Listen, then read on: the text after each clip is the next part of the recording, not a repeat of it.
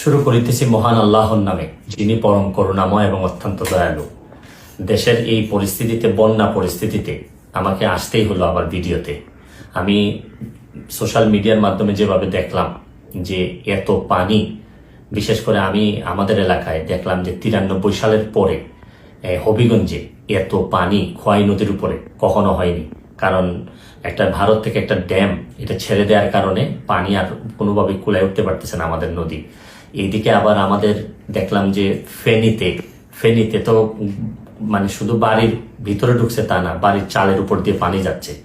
এরকম কুমিল্লা, বিভিন্ন দেশের বিভিন্ন জায়গায় যেভাবে বন্যায় আক্রমণ করছে।